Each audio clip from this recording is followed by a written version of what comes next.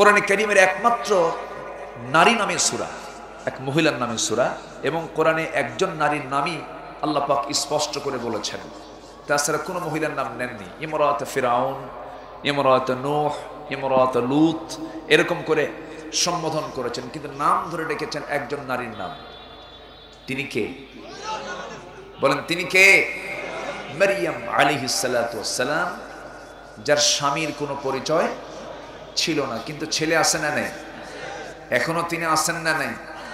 আবার কি তিনি আসবেন না? দাজ্জালকে প্রতিহত করবেন, তিনি আবার আসবেন। চতুর্থ আসমানে তিনি আছেন। সেই নবীর মা হচ্ছেন কে? মারইয়াম। আল্লাহ পাক এই মহিলার নামটাও কোরআনে নিয়ে আসতেন না, কিন্তু পিতার পরিচয় যেহেতু নাই, ঈসা ইবনু মারইয়াম, মারইয়ামকে প্রয়োজন হয়েছে আল্লাহ পাক এজন্য এই মহিলার নামটা কোরআনে কোট করেছে। সেই সূরা মারইয়াম থেকে আমি কিছু কথা উপস্থাপন করতে চাচ্ছি। সবাই শুনতে রাজি আছে তো? কোনো আপত্তি নাই? জোরে বলি ইনশাআল্লাহ। তো মারইয়ামরা কি আজকের মাহফিলে আসছে? মারইয়ামরা আছে? কোথায়? হেলিপ্যাডের পাশে ওই যে লাল। ও আচ্ছা, মা বোনরাও আসছে। বলি আলহামদুলিল্লাহ। কারণ আদম আছে যেখানে হাওয়া আছে সেখানে, আদম নাই যেখানে হাওয়া নাই সেখানে। আদমের সঙ্গে হাওয়ার সম্পর্ক আছে না নাই? আছে। নারীদের প্রয়োজন ইসলামকে বোঝা। ইসলামকে বোঝার জন্য নারীদেরও এগিয়ে আসতে হবে। একটা মা যদি পর্দাশীলা হন, একটা মা যদি আদর্শ চেতনা লালন করেন, একটা মা যদি ইসলামকে বুঝেন, একটা পরিবার ইসলামকে বোঝা হয়ে যাবে। এই জন্য মাদেরও ইসলাম বোঝার দরকার আছে না নাই? আচ্ছা, সূরা মারইয়াম থেকে আমি কিছু কথা বলতে চাচ্ছি। আল্লাহ রাব্বুল আলামিন বলেন, فخلف من بعدهم خلف أضاعوا الصلاة واتبعوا الشهوات فسوف يلقون غيا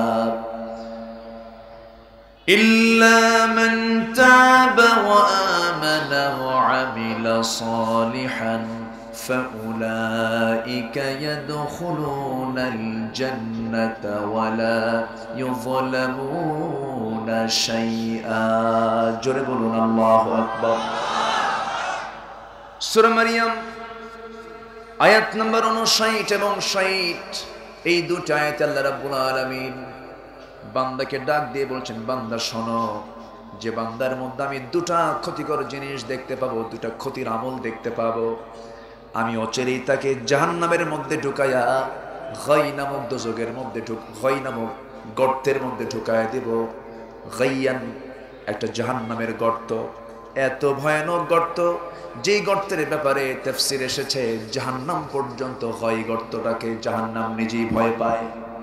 নাউজুবিল্লাহ বলেন, জোরে বলি নাউজুবিল্লাহ। সেই ভয়ানক অপকর্ম দুটি কি, আমরা আস্তে আস্তে আলোচনার দিকে যাচ্ছি। এরপরে আবার আল্লাহ তাআলা বলছেন, তবে হ্যাঁ, যাদের মধ্যে আমি আবার তিনটা জিনিস পাবো, আমি তাদেরকে আবার এমন একটা জান্নাতে ঢুকাবো যে জান্নাতে কোনো জুলুম থাকবে না। জোরে বলি সুবহানাল্লাহ। কি থাকবে না? জুলুম থাকবে না। তো আমি সংক্ষিপ্ত করে শুধু অর্থটা বললাম। এখন আসুন আমরা একটু ব্যাখ্যার দিকে চলে যাচ্ছি। সম্মানিত হাজিরিন, আমরা নির্দিষ্ট একটা টাইম নিয়ে চলে এসেছি। কার ইবাদত করার জন্য? আসতে বলবেন না, কার ইবাদত করার জন্য? আমরা ইবাদতটা করব আল্লাহ তাআলার, কিন্তু চলবো আমরা একটা পথে, একটা লাইনে, যে লাইনে চলার জন্য আমরা সর্বক্ষণ নামাজে এই দোয়াটা পড়ি। কি লাইন বলেন? সিরাতুল মুস্তাকিম।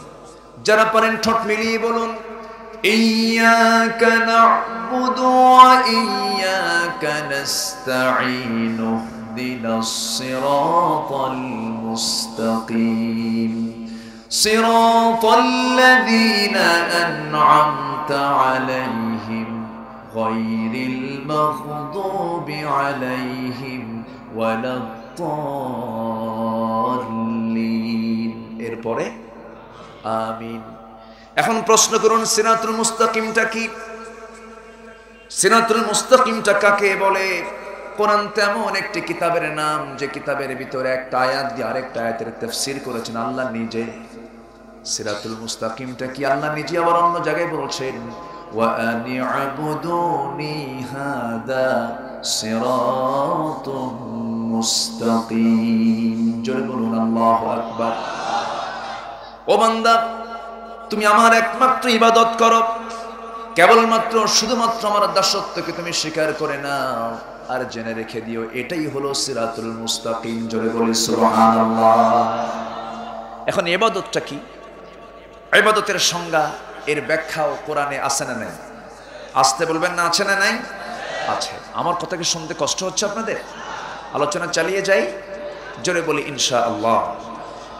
আমার ভাইয়েরা, আমরা সাধারণত ইবাদত বলতে বুঝি 5 ওয়াক্ত নামাজ, রমজান মাসে রোজা, টাকা থাকলে হজ করা, টাকা থাকলে যাকাত দেওয়া, একটা মাদ্রাসা বানায়া ফেলা, একটা মসজিদ বানায়া ফেলা, দান সদকা করা, এতটুকুন বুঝি শুধু ইবাদতের অন্তর্ভুক্ত।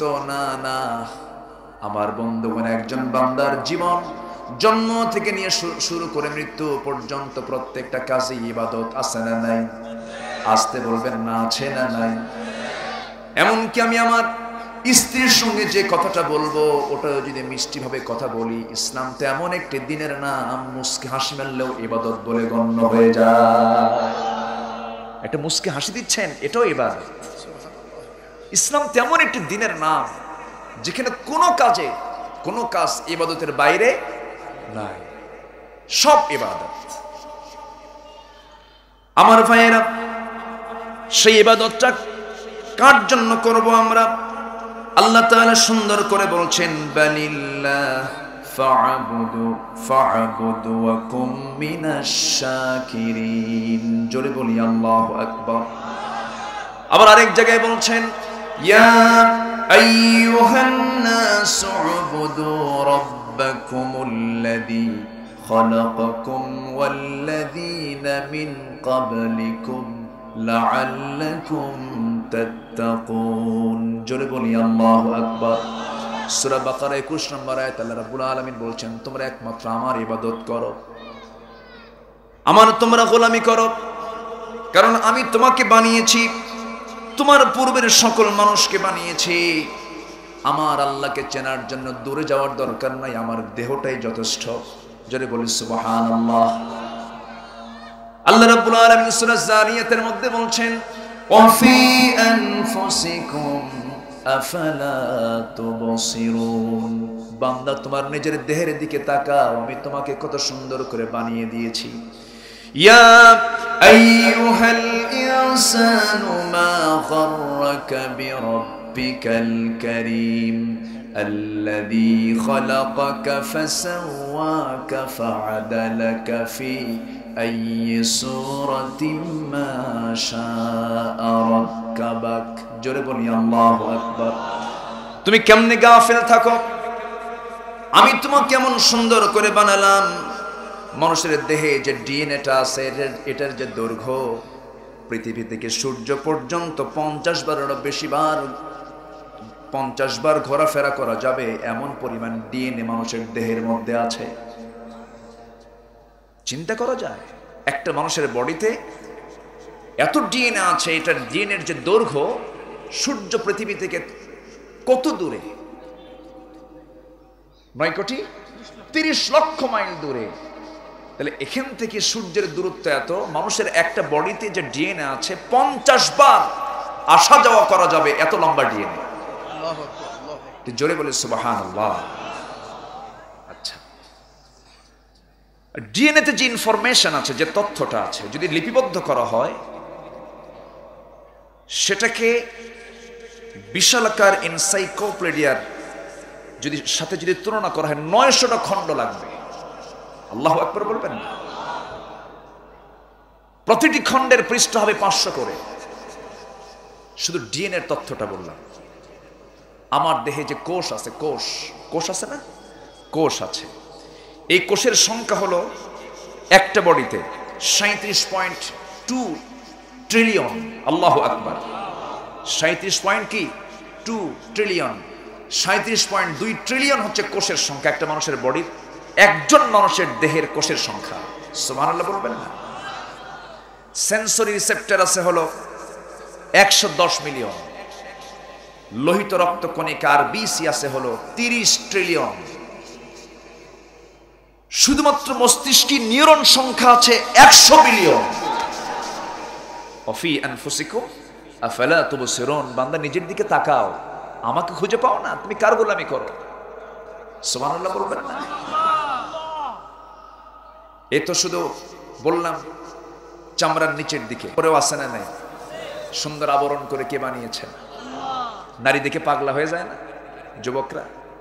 তোমার দিকে তো পাগলা হয়ে গেছে, কিন্তু যুবতীটিকে সুন্দর করে বানালেন কে? যুবতীর রূপ দেখে পাগল হতে হবে না, তাকে বানালো যে তাকে দেখে পাগল হতে হবে। তার জন্য পাগল হব আমরা। সৃষ্টির পাগল হব কেন? আমরা স্রষ্টার পাগল হব। আমরা সৃষ্টির পাগল নই। আমরা কার পাগল? আমরা কার পাগল হব? আল্লাহর পাগল হব। যেমন পাগল ছিলেন আসিয়া আলাইহিস সালাতু ওয়াস সালাম, মারিয়ামের মতো আরেকজন মহিলা, নাম শোনেন নাই? মারিয়ামের বাড়ি কোথায়? আলফাডাঙ্গা। কোথায় বলেন? যেখানে ফেরাউন সেখানে আসিয়া, যেখানে ফেরাউন সেখানে আসিয়া। এখনো ফেরাউন আছে না নাই? কোথায় শুয়ে আছে? শুটকি হয়ে পড়ে আছে কোথায়? ওই মিশরে। সেই ইজিপ্টের একটা জালিম নেতা ছিল ফেরাউন। জুলুম শুধু মানুষের উপর করে নাই, বইয়ের উপর জুলুম করছে। তবে জুলুম করেছে বইয়ের উপর অন্য কোনো কারণে নয়, যে কারণে আমরা করি।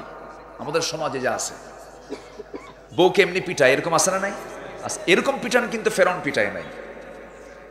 ফেরাউন আসিয়া আলাইহিস সালাতু ওয়াস সালামের সঙ্গে তার কোনো পারিবারিক কারণে দাম্পত্যময় জীবন কাটাতে কোনো গন্ডগোল লাগে নাই। তার সঙ্গে দ্বন্দ্বের মূল কারণ ছিল হলো ইবাদত নিয়ে। কি নিয়ে? আসতে কবেন না, কি নিয়ে? ইবাদত নিয়ে। ইবাদত নিয়ে গন্ডগোল ছিল তার। আমার ভাইয়েরা, মুসা আলাইহিস সালাতু ওয়াস সালাম যখন আসিয়ার সামনে যখন সঠিক দিনের পরিচয়টা দিয়ে দিলেন, আসিয়ার বুঝতে দেরি হলো না। আসিয়ার সঙ্গে সঙ্গে বললেন, লা ইলাহা ইল্লাল্লাহু মুসা কালিমুল্লাহ। তাওরাতকে বিশ্বাস করলাম, মুসা তুমি নবী, তোমাকেও মানলাম, আল্লাহকে প্রভু হিসেবে গ্রহণ করলাম, তারই গোলামি করে যাব আমি সারা জীবন। এই নিউজ যখন আসিয়া ফেরাউনের কানে যখন চলে গেল, ফেরাউন বলছে, আসিয়া কি যেন শুনলাম। আসিয়া বলছেন, আমার স্বামী গো, আপনি কি শুনবেন? আপনি এখন দেখেন, আশহাদু আল্লা ইলাহা ইল্লাল্লাহ, আমি সাক্ষ্য দিচ্ছি আল্লাহ ছাড়া কোনো ইলাহা নাই, আমি তার ইবাদত করি যিনি আমাকে বানিয়েছেন। সঙ্গে সঙ্গে ফেরাউন বলল, আমি তোমাকে এত সম্মান দিলাম, এত মর্যাদা দিলাম, আমার রাজ্যের তোমাকে রানী বানায় দিয়েছি, তোমার দাম কত, তোমার সম্মান কত? তুমি আমাকে বেইজ্জত করার জন্য এমন পন্থা অবলম্বন করলে, দয়া করে পথটা ছেড়ে দাও। আসিয়া বলছেন, স্বামী গো, সম্মানের দিক থেকে কোনো ঘাটতি হবে না আপনার প্রতি, মর্যাদার দিক থেকে কোনো ঘাটতি পাবেন না আপনি আমার পক্ষ থেকে, কিন্তু আপনি আমাকে যদি দুনিয়া থেকে বিদায়ী করে দেন, আল্লাহর দাসত্ব ছাড়া পৃথিবীর কোনো মানুষের দাসত্ব আমি আসিয়া করতে পারবো না। জোরে বলি সুবহানাল্লাহ। তাহলে বোঝা গেল যে ইবাদত করতে গেলে সম্পর্ক নিজের লোকের সঙ্গেও ছিন্ন হবে। হতে পারে কিনা বলেন? হতে পারে। তাহলে ইবাদতটা কত জটিল একটা বিষয়, যে ভাই ভাই থেকে সম্পর্ক চলে যায়, বাপ বেটার সম্পর্ক চলে যায়, এরপরে নিজের রক্তের সম্পর্ক ছিন্ন হয়ে যায়, শুধুমাত্র ইবাদত কেন্দ্রিক, আল্লাহর দাসত্বের কারণে। ঠিক কিনা? কিন্তু আমার দেশে আবার অনেক লোক আছে, একই পরিবারে 4 জন ভাই 4টা দল করে। আছে না নাই বলেন তো? আছে। সুবিধাবাদী, আমি বিপদে পড়লে তুমি থাকবা, তুমি বিপদে পড়লে আমি থাকবো। কিন্তু সাহাবীদের মধ্যে কি এটা ছিল? আসতে বলবেন না, ছিল? আসিয়া আলাইহিস সালাতু ওয়াস সালাম কি এই চেতনায় বিশ্বাসী ছিলেন? তিনি করলেন কি? তিনি বলে ফেললেন, আমার স্বামী গো, আমি সব গোলামি মাইনাস করে আল্লাহর গোলামিটাকে আমি ধরে নিয়েছি, আপনি যা করবেন করেন, আমার কোনো আপত্তি নাই। ফেরাউন এত বড় জালিম ছিল, এই পৃথিবীতে প্রথম খুনের রাজনীতি চালু করেছে ফেরাউন। প্রথম খুনের রাজনীতি চালু করেছে কে? ফেরাউন। নিজের ক্ষমতাকে পাকাপোক্ত করার জন্য প্রথম যে হত্যা রাজনীতি করে এটাই হচ্ছে ফেরাউন। আজকেও যারা হত্যার রাজনীতি যারা করেন ওরাই হচ্ছে ফেরাউনদের প্রেতাত্মা, ঠিক কিনা? এমন প্রেতাত্মা আছে না নয়? আমার বন্ধুগণ, ফেরাউন কত বড় জালিম হতে পারে! অকুন্ত মিনাল মুফসিদিন, কত বড় ফাসাদ সৃষ্টিকারী হতে পারে! শেষ পর্যন্ত নিজের বাড়ির বউকে পর্যন্ত সে বাঁচালো না, বলল তোকে মেরে ফেলবো। মন্ত্রিসভার বৈঠক ডাকলো, ফিরআউন ও হামানা, হামানদের ডেকে নিয়ে সিদ্ধান্ত নিয়ে নিল বউকে মেরে ফেলবো। কেমন করে? জাল্লাদ ডাকো। জাল্লাদ ডাকা হলো। তাফসীর এসেছে মাথার চামড়াগুলো লোহার চিরুনি দিয়ে টেনে টেনে নিচের দিকে নামানো হলো। লোহার চিরুনি দিয়া চামড়াগুলো যখন নিচের দিকে নামানো হচ্ছে মাথার, আসিয়া আলাইহিস সালাতু ওয়াস সালামের জবান থেকে কোন আওয়াজ বের হচ্ছে না, তার মুখ থেকে একটাই আওয়াজ বের হচ্ছে, আশহাদু আল্লা ইলাহা ইল্লাল্লাহ। সাক্ষ্য দিচ্ছি কোন ইলাহা নাই, কে ছাড়া? আল্লাহ ছাড়া। আমি তার গোলাম, আমি তার বান্দি। ফেরাউন ওর সিদ্ধান্ত অটল, ওর সিদ্ধান্ত নিয়ে নিল। শেষ পর্যন্ত তাকে দুনিয়া থেকে বিদায়ের চূড়ান্ত যখন সিদ্ধান্ত হয়ে গেছে, এই সময় আসিয়া আলাইহিস সালাতু ওয়াস সালাম আল্লাহকে কত কাছে টেনেছেন। আমার সবচাইতে চরম পরম বন্ধুকে, আসতে বলবেন না কে? আল্লাহ আমার চরম এবং পরম বন্ধু, সবচেয়ে কাছের বন্ধু আমার। তিনি কি করলেন? সঙ্গী সঙ্গী আল্লাহর দরবারে সুন্দর করে দোয়া করলেন। সেই দোয়াটা আল্লাহর দরবারে এত পছন্দ হলো, তার কিতাব হলো তাওরাত কিতাব। আল্লাহ তার দোয়াটা কোরআনের মতো কিতাবের মধ্যে তার দোয়াটা কোট করে দিলেন। জোরে বলি সুবহানাল্লাহ। কি সুন্দর দোয়া তিনি করলেন, রব্বি বিনিলি ইনদাকা বাইতান ফিল জান্নাহ ওয়া নাজ্জিনি মিন ফিরআউনা ওয়া আমালিহি। আল্লাহ তাআলা, আমি তোমার কাছে এটাই চাবো, আমাকে জান্নাতি 10-12টা বেশি বেশি ঘর তুমি আমাকে দিও না। আমি তোমার কাছে কামনা করছি এমন একটা ছোট্ট ঘর দিবা, ইনদাকা বাইতান, একটা ঘর তোমার ঘরের সঙ্গে লাগানো একটা ছোট্ট ঘর তুমি যদি আমাকে দিয়ে দাও, আমি খুব খুশি হয়ে যাবো। জোরে বলি সুবহানাল্লাহ। মোহাব্বত কম না বেশি? মোহাব্বত কম না বেশি? এত সুন্দর শ্রেষ্ঠ দোয়া পৃথিবীতে কেউ করতে পারেনি আসিয়ার মতো। আল্লাহ তুমি আমাকে একটা ঘর দাও। কয়টা ঘর? সে ঘরটা হতে হবে তোমার ঘরের সাথে। সুবহানাল্লাহ বলবেন না? তাহলে আমরা কার গোলাম? আমরা কার গোলাম হব? ইবাদত করব কার? এক জায়গায় না সব জায়গায়? এক জায়গায় না সব জায়গায়? আমরা আল্লাহর ইবাদতের জন্যই আদিষ্ট হয়েছি।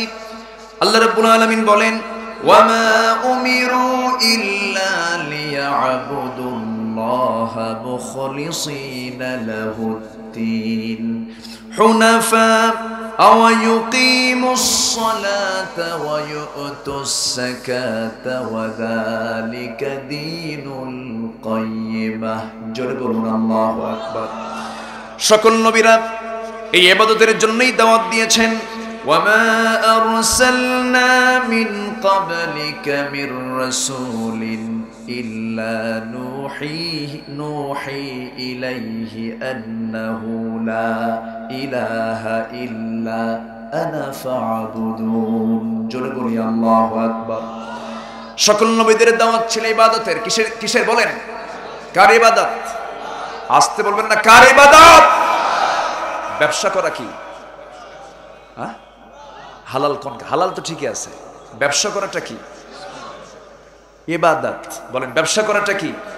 ইবাদত। চাকরি করা কি? আইল ঠেলা কি? বলেন আইল ঠেলা কি? আইল দেখতেছি তো, কষ্ট পাচ্ছেন আপনারা? আর কিছু সময় আমি পাবো, আমি সময়টা খুব কম পেলাম আজকে। মন চাচ্ছিল মন খুলে কিছু কথা বলি, সময় খুব কম পেলাম। তবে হ্যাঁ, আমার নবী যে বিদায় হজের ভাষণে যে সময় দিয়েছেন তার চেয়ে অনেক বেশি সময় পাইছি। বলি আলহামদুলিল্লাহ। নবীজি বিদায় হজের যে ভাষণ দিয়েছেন সব হাদিসে রেকর্ড আছে না নাই?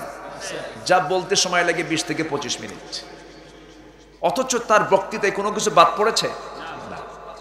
আমি জাস্ট একটা মেসেজ দিয়ে যাচ্ছি, মাথায় রাখবো আমরা। ইবাদত মানে হচ্ছে বান্দার ইচ্ছায় কোনো কাজ হবে না, বান্দা চলবে কার ইচ্ছায়, বান্দা চলবে কার বিধান দিয়া? আল্লাহর বিধান দিয়া। বান্দার বিধানের ভিতরে বান্দা কোনো বিধান ঢুকাতে পারবে না। বান্দার বিধানে থাকবে কার বিধান? বান্দা চলবে আল্লাহর বিধান দিয়ে। এটাই হলো দাসত্ব। এটা কি দাসত্ব? অনেকে মসজিদকে ইবাদতের জায়গা মনে করেন, কিন্তু পার্লামেন্টকে ভাবেন এটা দুনিয়ার কাজ। পার্লামেন্ট নামে সূরা আছে না নাই? সূরাতুশ শুরা। সূরাতুশ শুরা মানে পার্লামেন্ট। তাহলে পার্লামেন্টের নামে যদি সূরা থাকে, ওর মধ্যে যারা বসবে ওরা কি করবে এই ব্যাপারে কোনো বক্তব্য তো কোরআনে নাই। আসতে বলবেন না, আছে না নাই? আল্লাহ বলছেন শোনো, ওয়া আমরুহুম শুরা বাইনাহুম وشافرهم في الأمر فإذا عزمت فتوكل على الله إن الله يحب المتوكلين। তোমরা সকল কাজ সংসদের ভিতরে পরামর্শের ভিত্তিতে করবে। সংখ্যাগরিষ্ঠ যারা, যে সংখ্যাগরিষ্ঠদের মতামতকে তোমরা প্রাধান্য দেবে। আর আল্লাহ বলে দিচ্ছেন, তোমরা যখন সিদ্ধান্ত নিতে যাবে সেই সময় তোমরা 4টা কাজ আগে করবা। কয়টা কাজ?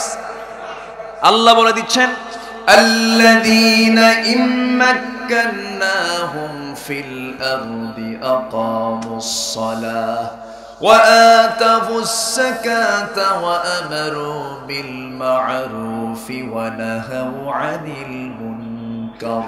জোরে বলুন আল্লাহু আকবার।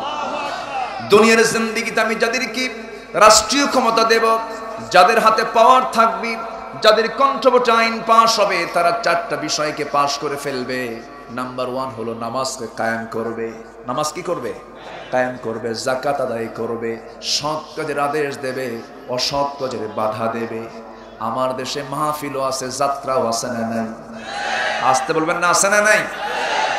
একই সভাপতি, যাত্রা কমিটির সভাপতি, আবার মাহফিল কমিটির সভাপতি।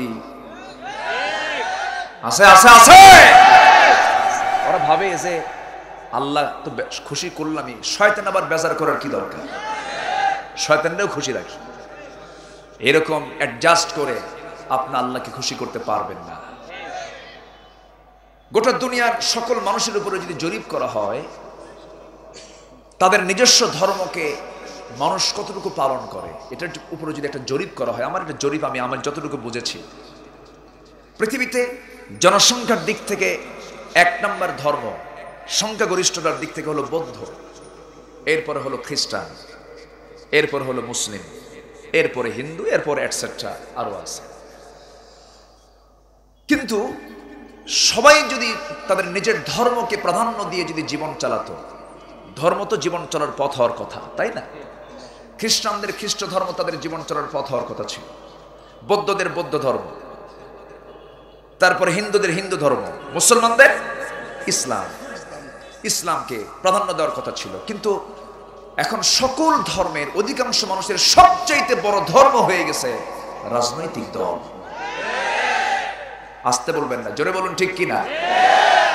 হিন্দু তার হিন্দুত্ব ছাড়বে কিন্তু দল ছাড়বে না, বৌদ্ধ তার বৌদ্ধত্ব ছাড়বে, দল ছাড়বে না, খ্রিস্টান তার খ্রিস্টানি ছাড়বে, দল ছাড়বে না, মুসলমান তার ইসলাম ছাড়বে, দল ছাড়বে না।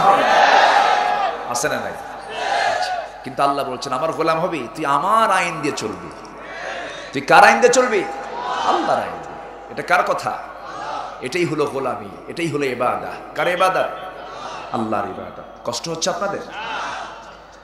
আল্লাহ তাআলা সূরা মারইয়ামের 59 নম্বর আয়াতে বলছেন, 2টি ইবাদতকে যারা লঙ্ঘন করবে, 2টি কাজকে যারা লঙ্ঘন করবে, আমি তাদেরকে গাই নামক জাহান্নামের গর্তের মধ্যে ঢুকাবো। আল্লাহ রাব্বুল আলামিন বলছেন, ফাখালাফা মিন বা'দিহিম خلف أضاعوا الصلاة واتبعوا الشهوات فسوف يلقون غيا জোরে বলুন আল্লাহু আকবার। যে সমস্ত বান্দা নামাজকে নষ্ট করবে, কি নষ্ট করবে? নামাজ। আমরা কি নামাজ পড়ি না নষ্ট করি? হ্যাঁ, শুক্রবারে কয় ওয়াক্ত নামাজ? আসতে বলবেন না, কয় ওয়াক্ত নামাজ? আমার দেশের অধিকাংশ মুসলমান নামাজি না বেনামাজি? তাহলে বেনামাজি মুসলমান, বেনামাজি মুসলমান। এখন তাহলে বলেন তো, বেনামাজি আবার মুসলমান পরিচয়, এটা একটা বিশাল জটিল একটা বিষয় না? বলেন তো, আমার দেশের নামাজি বেশি না বেনামাজি বেশি? বেনামাজি মুসলমান বেশি না নামাজি মুসলমান বেশি? বেনামাজি মুসলমান, নামাজ নাই কিন্তু মুসলমান। একটু চিন্তা করতে হবে কিন্তু। তাহলে সে মুসলমান কি কাজের না অকাজের? কাজের না অকাজের? অকাজের যারা হবে আল্লাহ তাআলা তাদেরকে জান্নাত দিবেন না জাহান্নাম দিবেন? জাহান্নাম দিবেন। আর যারা কাজের বান্দা হবে তাদেরকে কি দিবেন? জান্নাত দিবেন। আল্লাহ তাআলা বলছেন, ইন্নাল্লাযীনা আমানু ওয়া আমিলুস সালিহাতি কানাত লাহুম জান্নাতুল ফিরদাউসি নুজুলা। জোরে বলুন আল্লাহু আকবার। ঈমান যারা আনবি, আমলে সালেহ যারা করবে, আমি তাদেরকে জান্নাতুল ফিরদাউসের মেহমান বানাবো, যেখানে ঢুকলে আর কেউ বের হতে পারবে না, এমন জান্নাত আমি তাকে দিয়ে দেব। জোরে বলি সুবহানাল্লাহ। কাজের বান্দা আমরা হব। কাজের বান্দা যদি না হই, তাহলে আমাকে আপনাকে আল্লাহ তাআলা জাহান্নাম শুধু নয়, এমন একটা জাহান্নামের গর্তে দিবেন যে গর্তকে জাহান্নাম নিজেও ভয় পায়। সেই জাহান্নামের গর্তের নামটা হলো গাই। বলেন, গর্তের নাম কি? গাই। বলেন, আবার বলেন, গাই। আবার বলেন, গাই। যে গাইকে জাহান্নাম নিজে ভয় পায়, এত ভয়ানক সেই জাহান্নাম সবার সামনে আছে না নাই? আছে। আবার এই গর্তের মধ্যে 6 শ্রেণীর মানুষ ঢুকবে। কয় শ্রেণীর মানুষ? 6 শ্রেণীর মানুষ ঢুকবে। এর মধ্যে 1 নম্বর শ্রেণী হলো, ওইদিকে তো দুটা কারণ আছেই, নামাজ যারা নষ্ট করবে, ওয়াত্তাবাউশ শাহাওয়াত, যারা প্রবৃত্তির দাস হবে, নফসের তাবেদারি করবে, মন জাত। আরো 6টা কাজ যাদের মধ্যে পাওয়া যাবে, তারা এই গাই নামক গর্তের মধ্যে প্রবিষ্ট হবে। নাম্বার 1 হলো যে জেনাকার, জেনা করতে করতে এক্সপার্ট হয়ে গেছে, পাকা জেনাকার, বুড়া জেনাকার। আমার দেশে নাই তো? আসতে বলবেন না, আছে না নাই? শাইখুজ জানি, শাইখুজ জানি আরবির মানে জাস্ট রসুলের মুখ থেকে এটা বের হয়েছে। আর শাইখুজ জানি, শাইখুল ইসলাম বলে না? শাইখুল ইসলাম মানে শাইখুল হাদিস, হাদিসের বুড়া। আর শাইখুজ জানি হলো জেনার বুড়া। লা ইয়ানজুরুল্লাহ ইয়াউমাল কিয়ামা, আল্লাহ তাআলা ওই সমস্ত জেনাকারের দিকে তাকাবেন না কিয়ামতের দিন।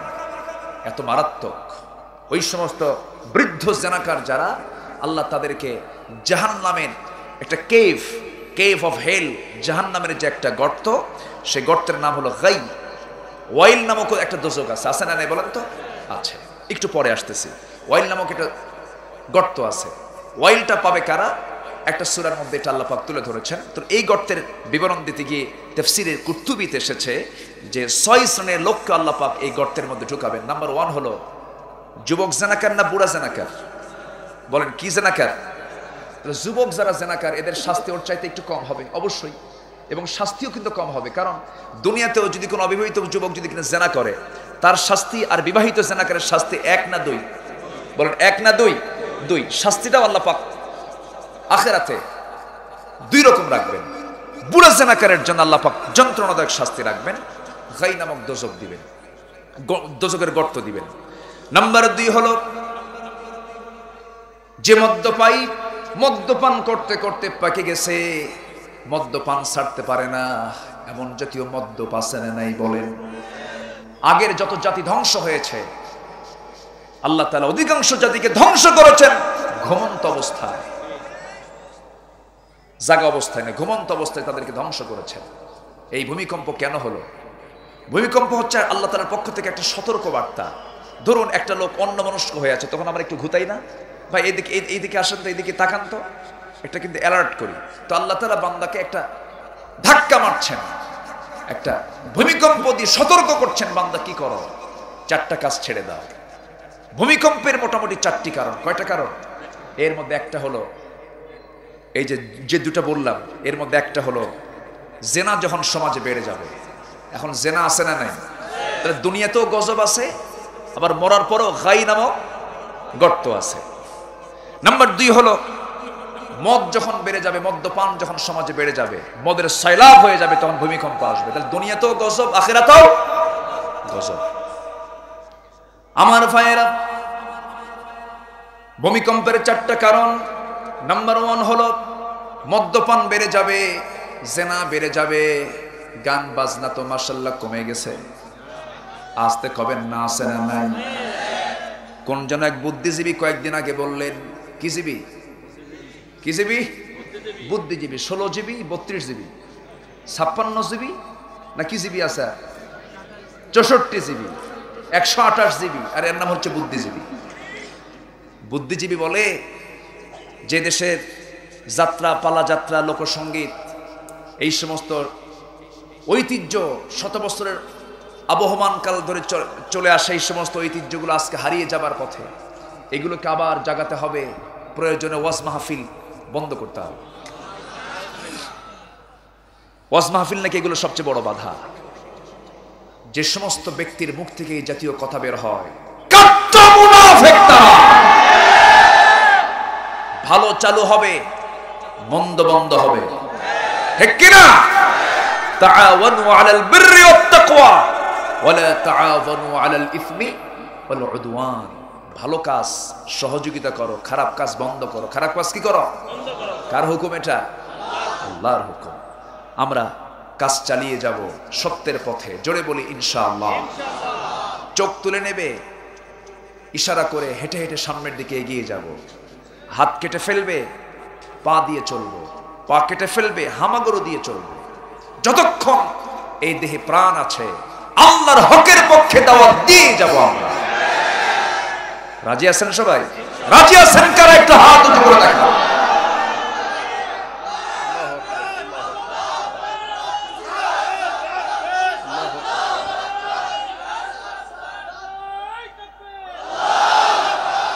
আল্লাহ তুমি সবার হাতকে কবুল করো। জোরে বলি আমিন, আরো জোরে আমিন। গাই নামক দোজকের গর্তের ভিতরে 6 শ্রেণী ঢুকবে।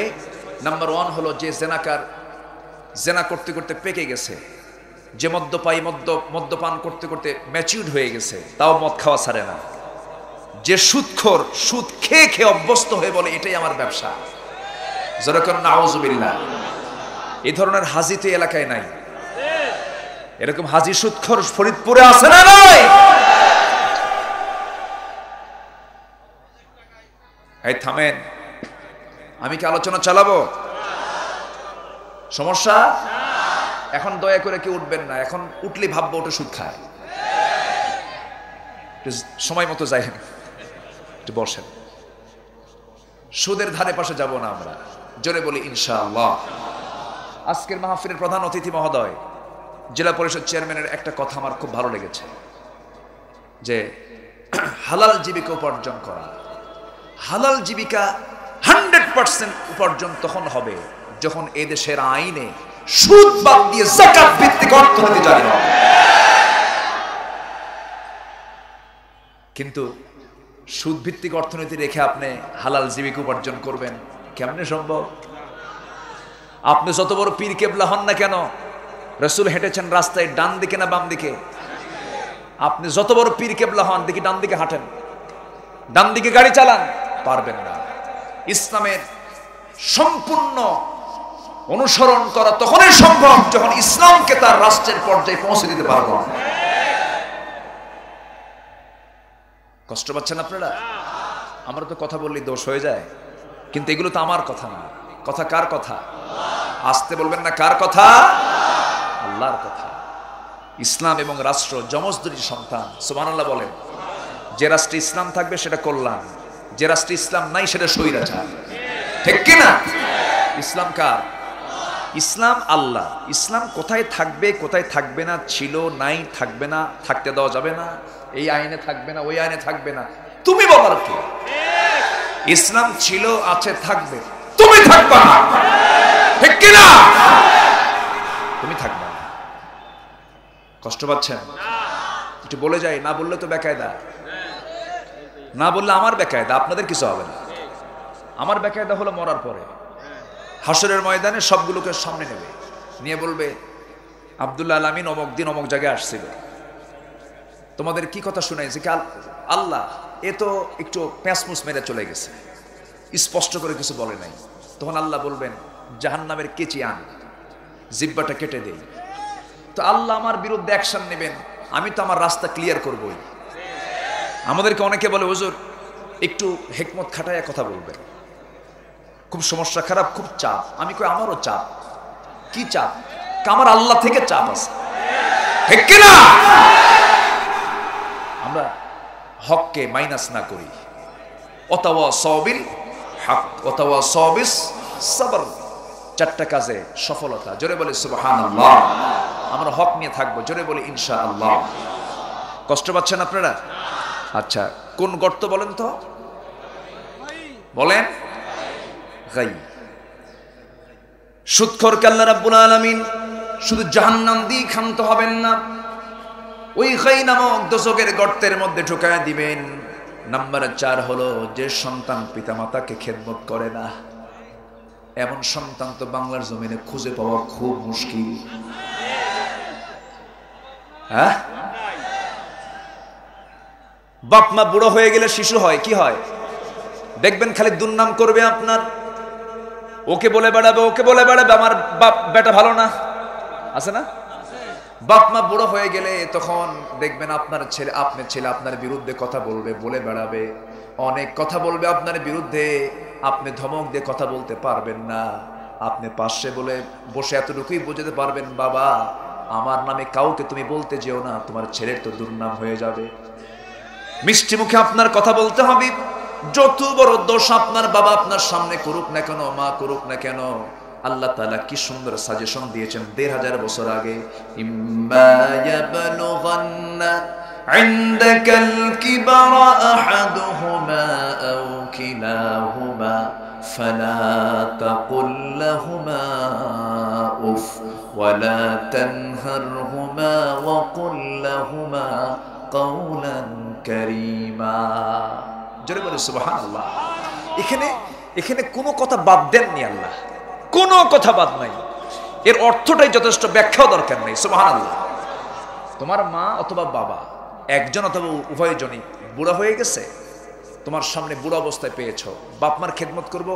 বাপ মা শক্ত থাকা অবস্থানে বুড়া অবস্থায়, বলেন শক্ত অবস্থানে বুড়া অবস্থায়, বুড়া অবস্থায় করতে হবে, কারণ বাপ মা যখন শক্ত তখন আমি দুর্বল, আর আমি যখন শক্ত তখন বাপ মা দুর্বল। সুবহানাল্লাহ বলেন। আল্লাহ তাআলার কথার হিকমত কত সুন্দর। তোমার বাপ মা দুর্বল, তখন তুমি মজবুত হয়ে আছো। দুর্বল বাপ মাকে ধমক দিবা না, শব্দটা করবা না, এবং সুন্দর মিষ্টি কথা বলবা যেন তাদের কলিজাটা ভরে যায়। জোরে কোন সুবহানাল্লাহ। শুধু এইরকম মিষ্টি কথা বললেই হবে না, ওয়াকফিদ লাহুমা জানাহাদ যুল্লি মিনার রাহমা। আল্লাহু আকবার। পৃথিবীর কোন ধর্মে এমন সম্মান মর্যাদা বাপ মার জন্য দেয় না। আজকে সেই ইসলাম ধর্মের অনুসারী মুসলমান অনেক সন্তান কুলাঙ্গার আছে, বাপ মাকে বাদ দেয় না। আছে না নাই বলেন তো? নিজে R1 হুন্ডা নিয়ে চলে, R1 FZ হুন্ডা নিয়ে চলে, বাপ রিক্সা চালায়। বেকুব বেকুব এগুলো কিছু আছে না নাই বলেন তো? আছে না নাই? এগুলো করা যায়, এগুলো ফরিদপুরে নাই, ফরিদপুরে আছে। কোন পুরি বাদ নাই, সব পুরি আছে। থাকতো না এগুলো যদি সব জায়গায় কোরআনকে বাধ্যতামূলক করে দেওয়া হতো শিক্ষার জন্য। কোন আলেমের বাবাকে দেখতে পাবেন না বৃদ্ধাশ্রমে। আমার দেশে এটা লজ্জার বিষয়। মুসলিম দেশে বৃদ্ধাশ্রম গড়ে উঠেছে আজ, যে বৃদ্ধাশ্রম ইউরোপ আমেরিকার কালচার, সেই দেশে বুড়া মানুষদেরকে বৃদ্ধাশ্রমে রাখে। আজকে আমার দেশে মুসলিম পরিবারের সন্তানরা বাপ মাকে বোঝা মনে করে বৃদ্ধাশ্রমে রেখে আসতেছে। যেরকম নাউজুবিল্লাহ। কোথায় এই সমস্ত আচরণ যারা করবে তাদের জন্য কোন গর্ত? কোন গর্ত? ফাসাউফা ইয়ালকাউনা গাইয়া। আমার ভাইয়েরা, নাম্বার 5 হলো যারা মিথ্যা সাক্ষী দেবে, মিথ্যা সাক্ষী তো বাংলার জমিনে নাই। আসতে বলবেন না, আছে না নাই? মিথ্যা সাক্ষী ছাড়া মামলা জমেই না। ঠিক আছে কিনা? মামলা জমতে হলে কি সাক্ষী দরকার? মিথ্যা সাক্ষী। মিথ্যা সাক্ষীতে যিনি রায় দিলেন, আপনি ভাববেন না আপনি দুনিয়াতে নাজাত পাবেন, আপনি দুনিয়াতে আপনিও পেছে পড়বেন। যার বাস্তবতা বাংলাদেশের মিল আছে না নাই? যারা মিথ্যা রায় দিয়ে, মিথ্যা সাক্ষী নিয়ে মিথ্যা রায় দিয়েছেন, তাদের বিরুদ্ধে 11 বছরের রায় হয়ে গেছে। এটাই তো বাস্তবতা, এটাই তো বাস্তবতা। আপনি জুলুম করবেন, জুলুমের উপর জুলুম করার কারণে আপনার উপরও জুলুম হয়ে আপনার উপরে তার অপরাধের বাস্তবতা আপনার উপরও ফুটে উঠবে। কে ফুটায় তুলবেন? আল্লাহ ফুটায় তুলবেন। এই মিথ্যা সাক্ষী যারা দেবে, আল্লাহ রাব্বুল আলামিন বলেছেন আমি তাদেরকে গাই নামক দোজখের গর্তের মধ্যে ঢুকাবো। নাম্বার 6 হলো যে নারী অপর সন্তানকে স্বামীর সন্তানে পরিণত করে, অর্থাৎ জেনার কাজে লিপ্ত হয়, এমন মহিলা বাংলার জমিনে নাই। আছে না? আছে, অনেক আছে। পরকীয়া তো এখন অ্যাভেলেবেল বিষয়। বিয়ে শাদী করার কি দরকার? পরের বউ তো এমনি পাওয়া যাচ্ছে। যেরকম নাউজুবিল্লাহ, করিমগঞ্জে কিশোরগঞ্জে মাহফিল ছিল আমার। পরকীয়াকে টিকে রাখার জন্য নিজের মেয়েকে খুন করেছে। মেয়ে দেখে ফেলছে, বাপ মা নিজের ছেলেকে খুন করেছে পরকীয়াকে টিকে রাখার জন্য, ছেলে দেখে ফেলছে। এই চিত্রগুলো আজকে আমরা দেখছি, এগুলো থাকতো না ভাই, এগুলো সমাজে আমরা দেখতে পেতাম না। শুধু যদি সমাজের চিত্র যদি কোরআনের চিত্র অনুযায়ী যদি সাজানো হতো, ঠিক কিনা? আমরা সমাজের চিত্র সাজাবো কিসের চিত্র দিয়া? কিসের চিত্র দিয়া? কোরআনের চিত্র দিয়ে। তাহলে সব ঠিক হয়ে যেত। আল্লাহ তুমি সবাইকে বোঝার তৌফিক দিয়ে দাও। জোরে বলি আমিন। আমরা সর্বক্ষণ ভয় পাবো কাকে? আল্লাহকে ভয় পেলে পৃথিবীর কোনো ভয় আমাকে ভয় দেখাতে পারবে? আমরা কাকে ভয় পাবো? আল্লাহ। সবচেয়ে বড় সাক্ষী বানাবো কাকে? আল্লাহকে। সাইয়েদনা আবু বকর সিদ্দিক রাদিয়াল্লাহু তাআলা আনহু, তিনি কিন্তু ব্যবসায়ী ছিলেন, রাষ্ট্রপতিও ছিলেন, ব্যবসায়ী ছিলেন। তো রাষ্ট্রের দায়িত্ব নেওয়ার পরের দিন উনি দোকানদারি করার জন্য চলে গেছেন দোকানে। তো দোকানদারি করার জন্য দোকানে বসে আছেন। তো কাপড় বিক্রি করেছেন এক কাস্টমারের কাছে। তো 1 বছর পর ওই ক্রেতা কাপড়টা নিয়ে এসে বলতেছে, আবু বকর এই কাপড়টা আমার পছন্দ হয় নাই, কাপড়টা ফেরত নাও, টাকাটা আমাকে দিয়ে দাও। সাইয়েদনা আবু বকর সিদ্দিক রাদিয়াল্লাহু আনহু তিনি কাপড়টা ফেরত নিলেন এবং টাকাটা তাকে দিয়ে দিলেন। দিয়েই তিনি কান্নায় ভেঙে পড়ছেন, কাঁদতেছেন। কান্নায় ভেঙে পড়ার কারণ, সামনে উপস্থিত কিছু ভাইরা তাকে প্রশ্ন করে ফেললেন, আবু বকর তুমি কান্নায় ভেঙে পড়ছো কেন? কি হয়েছে তোমার? তিনি বলছেন, শোনো, একটা আয়াত আমাকে কান্নায় ভেঙে ফেলেছে। আমি কান্নায় ভেঙে পড়ছি একটা আয়াতের কারণে। কোন আয়াতটা? ইন্নাল্লাহা আশতারা মিনাল মুমিনিনা আনফুসাহুম ওয়া আমওয়ালাহুম বিআন্না লাহুমুল জান্নাহ ইউকাতিলুনা ফি সাবিলিল্লাহি ফায়াকতুলুনা ওয়া ইউকতালুন। জোরে বলুন আল্লাহু আকবার। উপস্থিত সময় বললেন সাইয়েদনা আবু বকর, এই আয়াত আমাদের আশার আলো। এই আয়াত আল্লাহ তাআলা চুক্তিবদ্ধ হয়েছেন আমাদের সাথে, আমরা জানমাল দেব, আল্লাহ আমাকে আপনাকে কি দিবেন? জান্নাত দিয়ে দিবেন। এটা তো আনন্দের সংবাদ।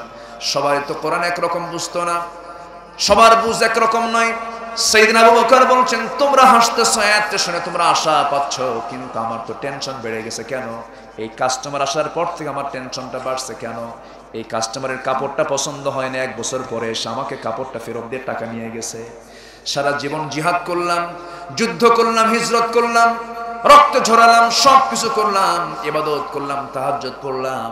আখিরাতের জিন্দেগিতে আল্লাহর সামনে যখন হাজির হব, আমার আল্লাহ আমাকে ডাক দিয়ে যদি সেই দিন বলেন, আবু বকর আমার গোলাম এই দিকে আয়, তোর নামাজ, তোর রোজা, তোর হজ, তোর যাকাত একটাও পছন্দ হয় না, তুই ফেরত নিয়ে যা, তুই ফেরত নিয়ে যা। তখন আমি কোথায় যাব? আমার উপায় কি হবে? আমার আল্লাহ যদি আমাকে এরকম করে ফেরত দিয়ে দেন, আমার আমলনামা নিয়ে তো আমি জান্নাত পাবো না। সুবহানাল্লাহ বলবেন না?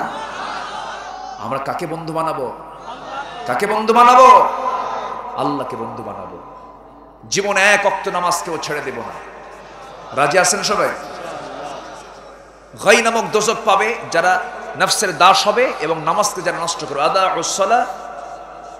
আদাউস সালাহ এবং নাম্বার 2 হচ্ছে ওয়াত্তাবাউস শাহওয়াত, যারা নফসের তাবেদারি করবে ফাসাউফা ইয়ালকাউনা গাইয়া, তাদেরকে আমি জাহান্নামের গাই নামক দোজখের মধ্যে ঢুকাবো, সাক্ষাৎ করাবো। ইয়ালকাউনা ফাসাউফা, অচিরেই।